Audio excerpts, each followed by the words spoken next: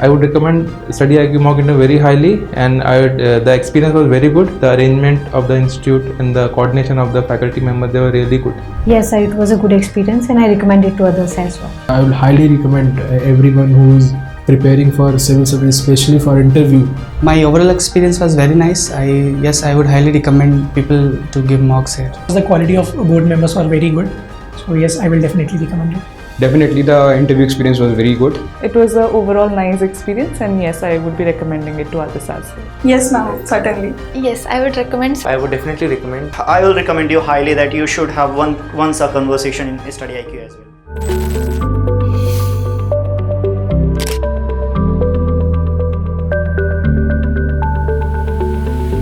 So may I come in? Please. Good evening, sir. Good evening, sir. Good evening, ma'am. Please take your seat. Thank you, sir. Mr. Amit Meena? Yes, sir. So you have done your engineering from IIT Delhi? Yes, sir. Your father is secretary to the government of West Bengal? Yes, sir. Then I will ask you something about West Bengal. There was a conflict between the government and the governor there for quite some time. What was the genesis of that conflict? So in the state of West Bengal, there have been quite few conflicts between the state government and the governor of West Bengal. But the recent one, there have been two conflicts. One is regarding the being the vice chancellor of universities, and secondly, sir, it was regarding not the speaker of the legislative assembly not being able to give oath to the members of legislative assembly, sir. So, where do you stand on these issues? Who is right and who is wrong there? So regarding the issue of legislative members, MLAs not being given oath, so I think it is wrong on the part of the governor to not allow that to happen, because they have been voted into power as per the will of the people, and they must be allowed to take part in the legislative assembly. And so regarding the issue of appointment. No, what do you mean by taking part in the assembly? We were talking about the oath. Yes, sir. The oath taking, whether there should be administered oath by the governor or whether the speaker should do that. So who should administer oath?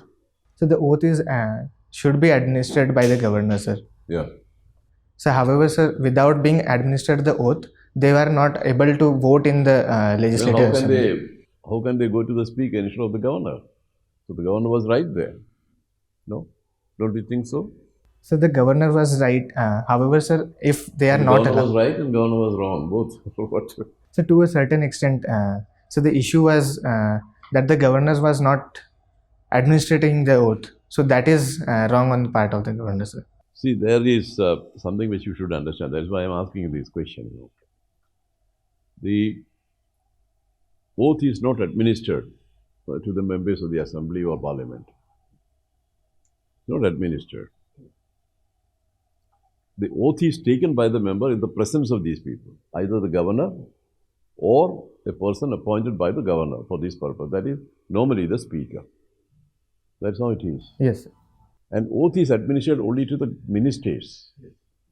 That's the thing. So there's a difference between these two. Okay, sir. Sorry, sir. I'll read about it, sir. Okay. And then what was the earlier thing which you said? There was a conflict earlier? What was that? So appointment of...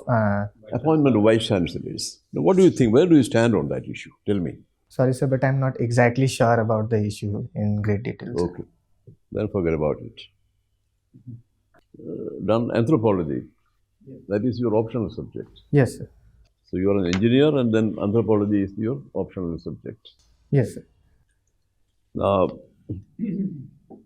tell me one thing.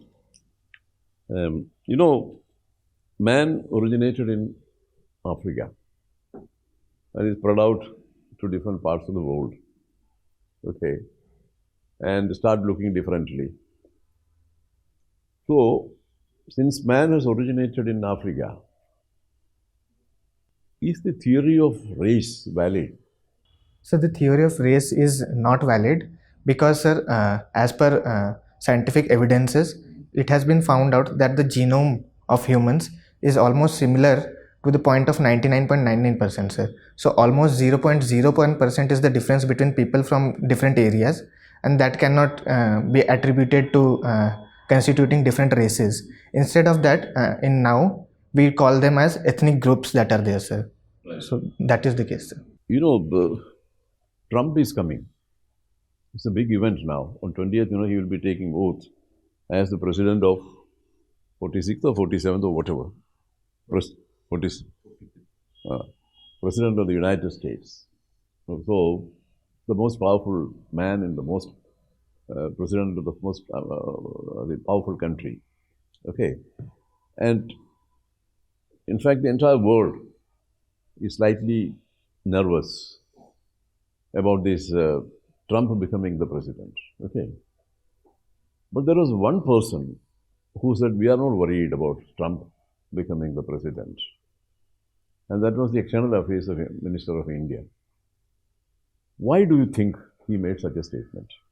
So, looking into picture the India-USA relations that are currently there, and based upon the diplomatic tie that India has with USA, the External Affairs Minister mentioned that because we have strong ties with USA and it is going to increase based upon the diasporic population that we have and the connect that we have with USA and the technological transfers that we have.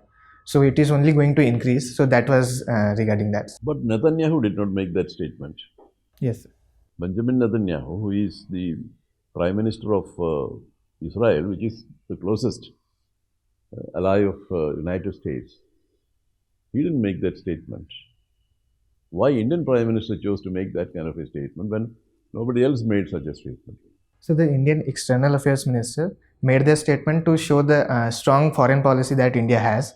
And sir, regarding Israel's Prime Minister, it was due to the issues that were ongoing in the Israel-Hamas war, sir. So the other countries think that they are following a very weak policy or what? Only India is following the strong policy vis-a-vis America. No, sir, it is not that, sir. What do you want to say actually? So it's that the India believes in its foreign policy. No, who doesn't believe in its foreign policy? All countries in the world, you know, they are believing in their foreign policy. Israel is not believing in India's foreign policy. Anyway, okay. Amit, what are the non-traditional threats to internal security of India? So, in the recent times, so the usage of UAV drones that are there for smuggling of arms and drugs, that is one of the rising threats that is there. Secondly, sir, the use of social media for radicalization of people, that is another internal security threat that is there. So these are some of the threats that I can recall right now. What are the solution you have as an administrator to combat or to address these challenges to internal security in an effective and adequate manner? With a special reference to Rajasthan, because Rajasthan is one of the states which is heavily impacted by this. So regarding the usage of UAV drones for smuggling of arms and drugs, so we can have better safety measures, better security measures so as to track all the UAV drones that are there, and we can also have drone signaling systems that are there so as to prevent the drones from entering our border areas. And secondly, sir, regarding arms and drugs smuggling, we can also ensure that a better information network is maintained so that information sharing happens between all the stakeholders that are there, so we can catch hold of all the smuggling that is happening in the region, sir. You think that information sharing is not taking place right now? Yes, it is taking place right now. However, sir, greater collaboration is needed so as to ensure that faster tracking of such. Which are the agencies involved in this in sharing or information sharing? So through the NatGrid, we do the information sharing regarding these. So that is this. Okay. All right. So Amit, your DAV tells that your father is a secretary in West Bengal government. So how has your socialization played a role in your choice to pursue UPSC as a career? Ma'am, it has played a large impact because I see my father as a role model for me. And right from my childhood, I have seen how he used to work and how that has shaped my personality, my school going, the teachings that I've had. These are some of the things that have impacted me. And based upon the learning and the diverse culture that I have interacted with living in West Bengal, that has helped me in taking a decision regarding what to pursue as a career. So, how has the concept of socialization been dealt within anthropology? What is the concept of socialization? Ma'am, the concept of socialization, as per anthropology, mentions the sharing of culture to the next generation or to someone outside their own culture, so as to ensure that they get to know about the culture that is there. That's it? Ma'am, that is one of the part of that. And secondly, it also mentions about the various rituals and traditions that a particular society follows, and so that the next generations can also follow the same traditions and customs that are there. So, how does socialization operate? There are certain mediums, Yes. right? So, what do you think is the biggest medium of socialization in rural India? And what is the biggest medium of socialization today in the urban India? Ma'am, in rural India, it is still the parents and the grandparents that are there. However, in urban India, it is mostly the schools that are there, schools and the teachers, that they play a larger role in socialization. Are you sure? Yes, ma'am. In current times, social media is also playing a greater role. So, is it only playing a role in the urban India, or is it also playing a role in the rural India? I mean, recent times, the growth of social media has penetrated almost all of India, so it is playing a larger role in both rural and urban areas. Do you know the concept of cultural relativism within anthropology? Ma'am, cultural relativism mentions that a person studying a particular culture should not look it from their own perspective. Rather, they should understand the culture from the perspective of the society whose culture it is. So it ensures that there is it ensures that one does not look at others' culture as a lower or upper form. Rather, look it at from a individual perspective who is practicing that culture. Do you think that having an understanding of cultural relativism can give you an advantage as an administrator if chosen for services tomorrow? Would it give you any kind of advantage over the other candidates? Ma'am, cultural relativism does give an advantage because India being a diverse country, we get to experience different types of cultures in different parts of the country. So cultural relativism helps in adopting to the different cultures where we will be posted as such, and it ensures that we do not have any biases in this, and we follow the objectivity while conducting our administration. But these different cultures are also often in conflict with each other, right? So is this actually adding a hint of diversity, or is it leading more to crisis? What is your opinion on this? There are a few instances of conflicts happening and crisis there. However, India has been culturally diverse for a very long time, and I believe that cultural relativism helps in ensuring that the diversity is maintained and we respect all the cultures that are there. Also, have you heard of PRA as a scheme of the Indian government, which is very closely related to the profession of anthropology? It is the participatory rural appraisal that is there. So how does it help? What is the role of anthropologists who are operating in the rural hinterlands? Ma'am, it helps in understanding the villages and the social customs that are there and the culture, and based upon that the functioning of a particular scheme or a program or that is being launched by the government, they can help in better tracking the problems that the village is facing, and based upon the feedback they can bring changes to the scheme that are there, and that will help in the development of the village.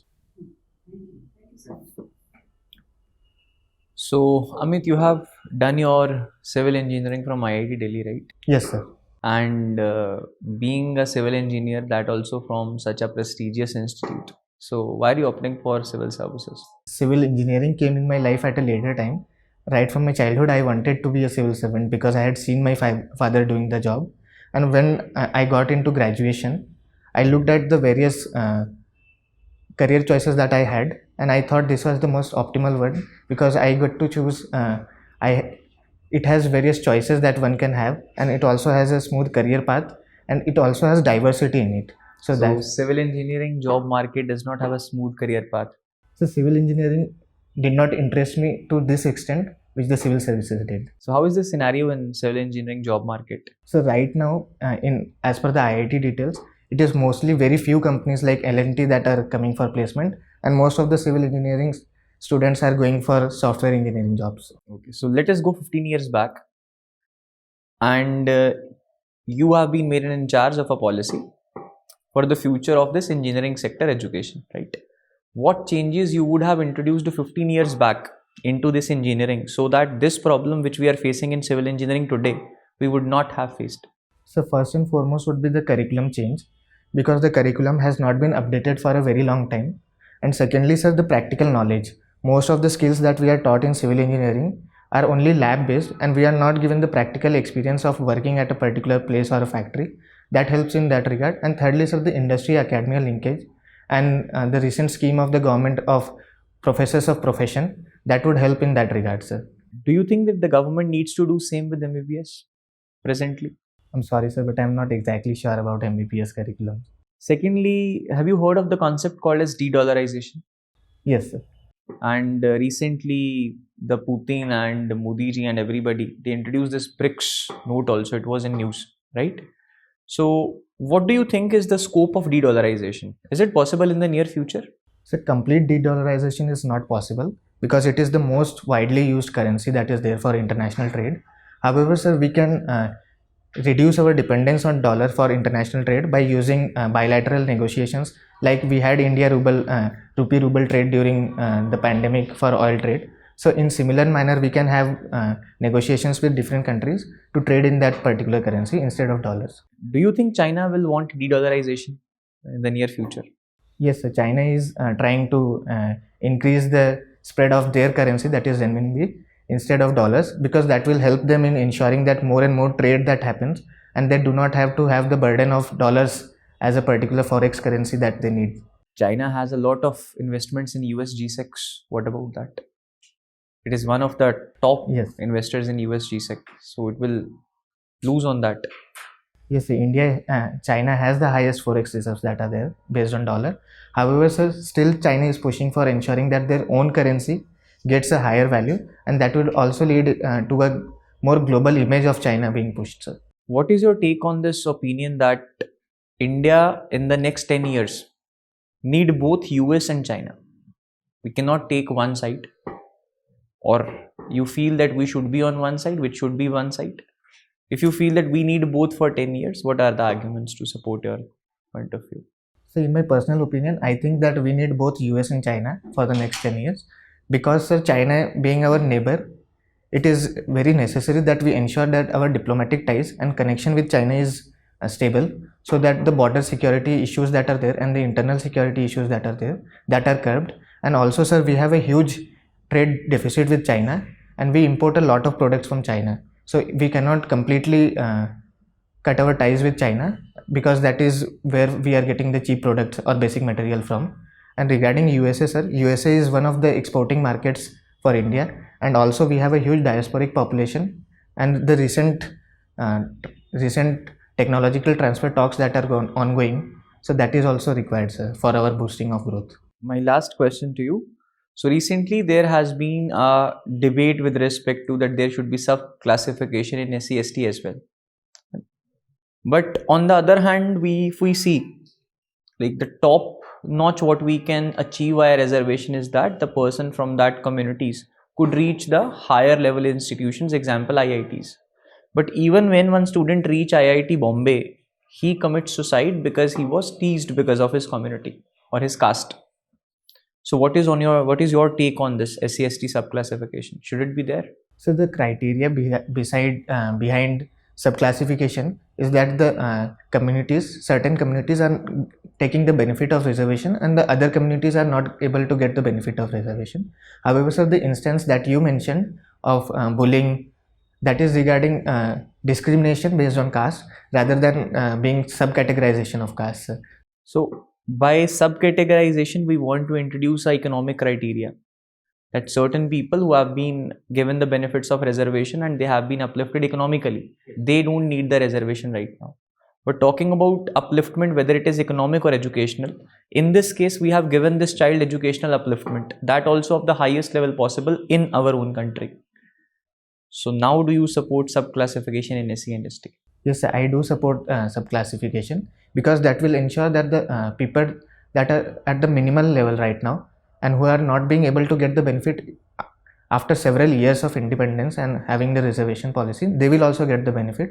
And regarding discrimination, sir, we need a stricter policy, and we need to ensure that people understand that caste is no more a criteria for discriminating. Rather, we should ensure that all the people coming from all backgrounds get the best benefits that are there. Thank you. Okay, just wait outside for 1 minute. We'll call you. Thank you, sir. Thank you, ma'am.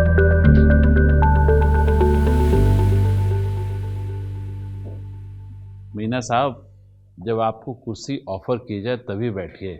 आप पिछली बार आए थे बिना offer के, आप बैठ गए थे क्योंकि बोर्ड में 1-2 नंबर कट गए तो आपका वो गड़बड़। बैठिए, प्लीज़ बैठिए। Okay sir, thank you sir. एक तो ये, दूसरी बात ये हेड शेप ज़्यादा मत कीजिए, बहुत ज़्यादा। तीसरी बात ये, आप सबको एड्रेस कीजिए, please address to all. And fourth thing is that आराम से बैठिए, पैर सीधे रखिए बढ़िया से।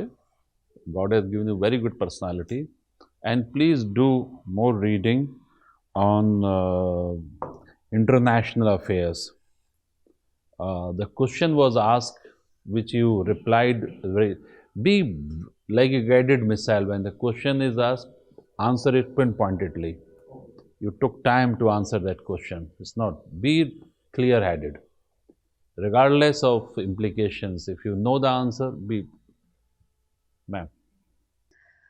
While taking a pause, while answering, you're doing a lot of, that is very distracting.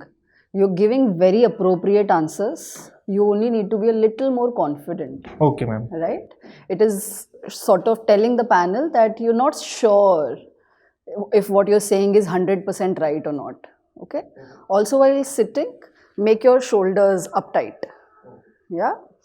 Your body language should tell that, you're here to take it from here, Okay, ma'am. Yeah, so that's my one suggestion for you. When I asked you the question about West Bengal, the governor versus government, there first you said the governor was right or governor was wrong, then you said the governor was right.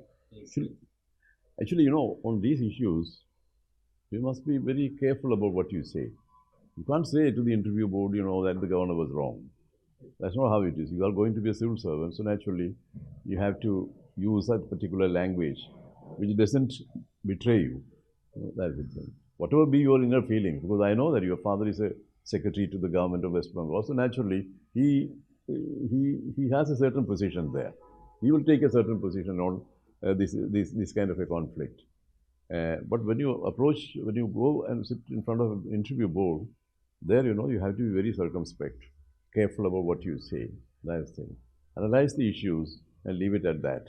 That's the thing. Don't express an opinion on such thing. Either this person was right or that person was wrong. That kind of thing, Don't do that. Okay. Otherwise, it was very wonderful performance, I must say that. To a few questions where you were confident that you know the answer, you started with the answer outrightly. You didn't even wait for the panelists to finish off the question first. Don't do that. Have patience. Still you are shaking your head. Stop that. Please stop that. Listen to the questions. Just be calm, composed, and take 2 seconds of pause. After the chair has finished asking a question, take a 2-second pause to ensure that the question is finished, question is over. Only then start answering. Okay, ma'am. Yeah? It should not give an impression that you want to get done with it and go out. Okay, ma'am. Yeah? Thank you very much. All the best. All the best, Amit. And very good. We would like to see you as a civil servant. When is your interview? Sir, 24th February, sir. 24th of February. Oh, you have enough time. Enough time to improve your all the very best performance further. That is, otherwise it's good performance, but there is always a scope for improvement. So I had a question regarding the governor one. So if I was asked, what should I answer in that question? Well, you see, governor is a part of the government. Under our constitutional scheme, governor is not separate from the government. Governor is a part of the government. Governor means, the government of West Bengal or any government means the governor aided and advised by the Council of Ministers. That is the definition of government. So governor is an inalienable, inseparable part of the government. So that is how they should function. Leave it at that. Leave it at that. That is the thing. Because you have placed before the interview board the constitutional position. Stand by the constitution. and formulate your views on the basis of the constitution, and that will be the safest thing. Okay? Thank you, sir. Thank you, ma'am. Thank you, sir. Thank you.